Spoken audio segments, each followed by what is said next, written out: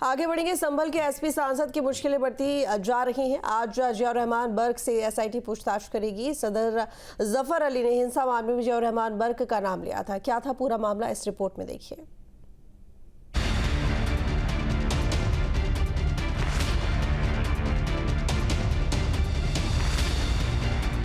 संभल में पिछले साल 24 नवंबर को शाही जामा मस्जिद सर्वे के दौरान भड़की हिंसा मामले में समाजवादी पार्टी सांसद जियाउर रहमान बर्क की भूमिका पर सवाल उठ रहे हैं।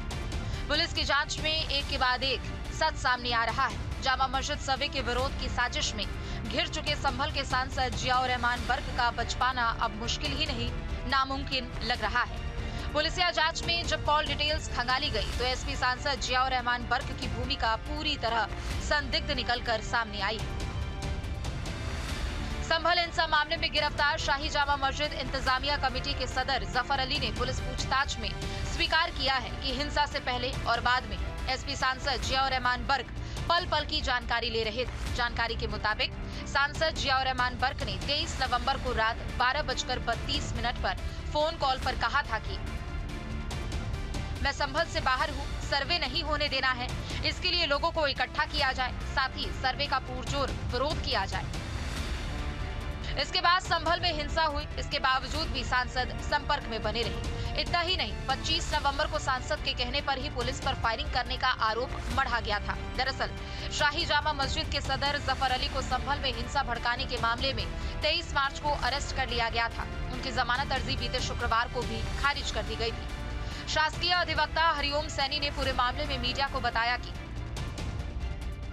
पुलिस की ओर से दाखिल केस डायरी में पुलिस अधिकारियों की सदर जफर अली से पूछताछ का ब्यौरा दिया गया है। पुलिस अधिकारियों ने उनसे जब पूछा कि 24 नवंबर को सर्वे के दौरान वो मस्जिद के अंदर थे तो उन्हें कैसे मालूम हुआ कि पथराव कर रहे लोगों पर पुलिस ने गोली चलाई है।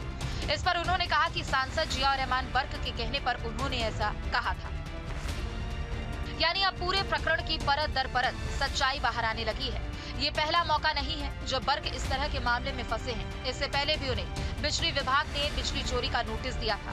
अदालत में पुलिस की ओर से शुक्रवार को दाखिल की गई केस डायरी के बाद सपा सांसद जियाउर रहमान बर्क की मुश्किलें अब बढ़ सकती है। दरअसल सांसद की कॉल डिटेल्स सीडीआर को पुलिस ने आधार बनाते हुए साजिश की पोल खोलकर सच सामने ला दिया है। तो वहीं संभल पुलिस ने सांसद जियाउर रहमान बर्क से पूछताछ के लिए पिछले दिनों दिल्ली जाकर उन्हें नोटिस तामील करा दिया है। देखने वाली बात ये होगी कि सांसद पुलिस पूछताछ में अपने बचाव में पुलिस को क्या दलील देंगे। Team news state. सत्यपाल हमारे साथ में जुड़े हुए हैं और सत्यपाल जो कि हमारे साथ में संभल से जुड़े इस मामले को लेकर ज़्यादा जानकारी के लिए सत्यपाल आपसे जानना चाहूँगी, यहाँ पर जियाउर रहमान बर्क सांसद जिनकी मुश्किलें अब बढ़ती जा रही हैं, ये जानकारी मिल रही है कि सदर जफर अली ने पूछताछ में यहाँ पर नाम भी लिया था जियाउर रहमान बर्क का, जिसके बाद हो सकता है उनकी मुश्किलें और बढ़ जाएं। क्या कुछ जानकारी मामले को लेकर? बिल्कुल ऋतु, मैं बता दूं कि जो संभल के सपा सांसद जियाउर रहमान बर्क हैं, उनकी मुश्किलें लगातार बढ़ती जा रही हैं, क्योंकि जो संभल में 24 नवंबर को हिंसा हुई थी शाही जामा मस्जिद सर्वे के दौरान, और हिंसा के बाद जो 23 तारीख के लिए जो शाही जामा मस्जिद के सदर जफर अली हैं वो जेल में बंद है। इसी को लेकर के जब उन्हें कोर्ट में लाया गया तो केस डायरी में उन्होंने दाखिल किया। इस तरीका से जो अधिवक्ता उन्होंने बताया कि जो 24 नवंबर को हिंसा हुई थी, हिंसा के बारे में जो भी कुछ कहा था संभल के सपा सांसद जियाउर रहमान बर्क के कहने पर हुआ था, क्योंकि जो अधिवक्ता उन्होंने बताया था कि जो जफर अली थे वो उसके शाही जामा मस्जिद के अंदर थे, सर्वे के अंदर सर्वे हो रहा था, वहां पर थे। लेकिन जो 12 बजकर कुछ पर सपा सांसद की व्हाट्सएप कॉल आती है और उनसे कहा था कि जामा मस्जिद हमारी है और हमारी रहेगी, इस तरीका से किसी बार सर्वे ना होना दिया जाए। और तमाम इस तरीका से उन्होंने कहा कि जो लोग हैं उन्हें इकट्ठा कीजिए जिससे कि सर्वे को रोका जा सके। उसी को लेकर के जब इतना जो जफर अली उन्होंने सपा सांसद के बारे में इस तरीका से बताया, अधिवक्ता के द्वारा जानकारी दी गई, तो इसी को लेकर के वहां 24 नवंबर को हिंसा हुई थी, जहां पर 5 लोगों की मौत हुई थी, कई पुलिसकर्मी घायल हुए थे। इसी को लेकर हिंसा से जुड़े मामले को लेकर के एसआईटी टीम के द्वारा दिल्ली में सपा सांसद के आवास पर उन्हें नोटिस दिया गया था और आज उनका 8 अप्रैल के लिए उनसे पूछताछ की जाएगी।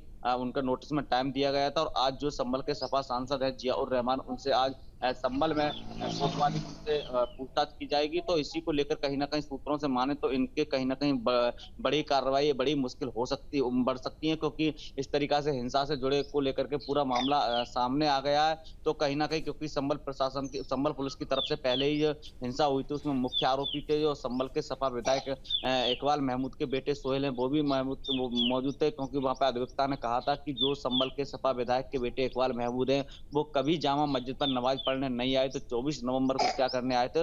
और इसी को लेकर के कहीं न कहीं बड़ा सवाल है। और आज जो एसआईटी टीम पूछताछ करेगी, 10 बजकर कुछ मिनट पर उन्होंने टाइम दिया है। संभल सपा सांसद संभल पहुंचेंगे और उसके बाद एसआईटी टीम के द्वारा उनसे पूछताछ की जाएगी। अब देखा जा रहा है क्या पूछताछ करने के बाद क्या अपने जो सबूत हैं वो देते हैं, या कोई ठोस सबूत पाए जाते हैं तो कहीं न कहीं इन पर मुश्किलें बढ़ सकती हैं। इसी को लेकर के संभल प्रशासन की तरफ से तमाम सुरक्षा व्यवस्था को लेकर पुख्ता इंतजाम किए गए हैं, क्योंकि आज जो संभल सपा सांसद वहां पहुंचेंगे और एसआईटी टीम के सामने पेश होकर अपने बयान दर्ज करेंगे। जी, लगभग कितने बजे वो एसआईटी की टीम के पास पहुंचेंगे और कहाँ पर कार्यालय, कहाँ पर पहुंचेंगे जियाउर रहमान बर्क? संभल के जो कोतवाली है उसमें पहुंचेंगे संभल के सपा सांसद है एसआईटी टीम, क्योंकि वहां से पहले भी जो संभल शाही जामा मस्जिद के सदर जफर अली है उनसे भी वहीं पूछताछ की गई थी। और यही भी जो इन्हें आज 8 अप्रैल की इनसे जो एसआईटी टीम पूछताछ करेगी तो वहीं संभल कोतवाली में इनसे पूछताछ करेगी, क्योंकि जो एसआईटी टीम है वो पूरी हिंसा से जुड़े मामले को लेकर के पूरी जानकारी लेगी। क्योंकि जो संभल सपा सांसद है वो उस तरीका से कह रहे थे कि मैं बेंगलुरु में था, मुस्लिम कमेटी की बैठक में कर रहा था, मैं 24 नवंबर को यहाँ नहीं था, मुझे गलत फंसाया जा रहा है। इस तरीका से तमाम जो राजनीतिक दल है उन्होंने भी तमाम इस तरीका से अपनी अपनी प्रतिक्रिया और बयानबाजी किए थे। तो इसी को लेकर के आज जो हिंसा से जुड़े पूरे मामले को लेकर के एसआईटी टीम इनसे पूछताछ करेगी। अब देखने वाली बात होगी क्या इनकी मुश्किलें बढ़ सकती हैं या क्या ये हिंसा को लेकर क्या जानकारी देते हैं। जी, ठीक है। अब क्योंकि देखिए लगातार पूछताछ हुई सदर जफ़र अली से और कई बातों को लेकर उन्होंने खुलासा किया, लेकिन जियाउर रहमान बर्क की बात करें तो वो लगातार इस बात से इनकार कर रहे थे कि उनका हिंसा में किसी तरह का कोई हाथ नहीं है। लेकिन जब सदर जफ़र अली से पूछताछ हुई तो उन्होंने कई बातें यहाँ पर कही, जिसमें ये बात सामने आई कि जियाउर रहमान बर्क लगातार इस मामले को लेकर कॉन्टैक्ट में थे, लेकिन जिसके साथ वो कॉन्टैक्ट में थे क्या वो सदर जफ़र अली ही थे या किसी और के साथ में भी वो लगातार बातचीत में थे उस वक्त जिस वक्त हिंसा का दौर जारी था?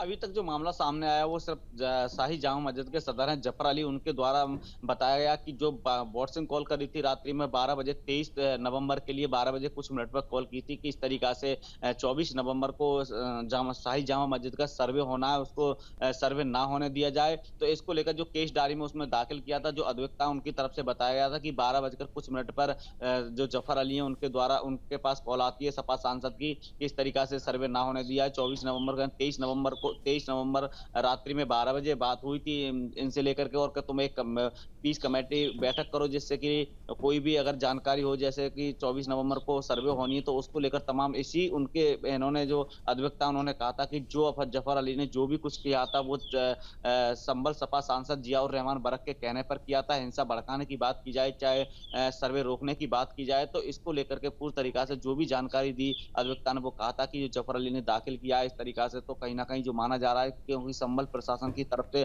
पहले ही संभल सपा सांसद को मुख्य आरोपी हिंसा का बनाया गया था। तमाम इस तरीका से लोग अपनी अपनी प्रतिक्रिया दे रहे हैं, लेकिन जो जफर अली है उनकी तरफ से जो अधिवक्ता उन्होंने जो जानकारी दी है उससे पूरा खुलासा सामने, उन्होंने पूरे सबूत दे दिए। तो कहीं ना कहीं उन्होंने कॉल डेटिंग भी खंगाली थी, तो कहीं ना कहीं माना जा रहा है कि मुश्किलें संभल सपा सांसद की बढ़ सकती हैं, क्योंकि बिजली चोरी के मामले में इन पे 1,91,00,000 रुपए का जुर्माना लगा था। चाहे जो अवैध मकान की बात की जाए उसको लगातार संभल एसडीएम की तरफ से नोटिस दिए जा रहे हैं, उन पर तमाम समय मांगा जा रहा है, उनको भी सबूत नहीं दे पा रहे हैं। तो कहीं ना कहीं माना जा रहा है कि जो संभल सपा सांसद हैं जियाउर रहमान, उनकी लगातार मुश्किलें बढ़ती जा रही हैं। जी, बहुत शुक्रिया आपके तमाम जानकारी के लिए सत्यपाल। न्यूज नेशन अब व्हाट्सएप पर खबरों के ताजा अपडेट के लिए न्यूज नेशन के इस क्यूआर कोड को स्कैन करें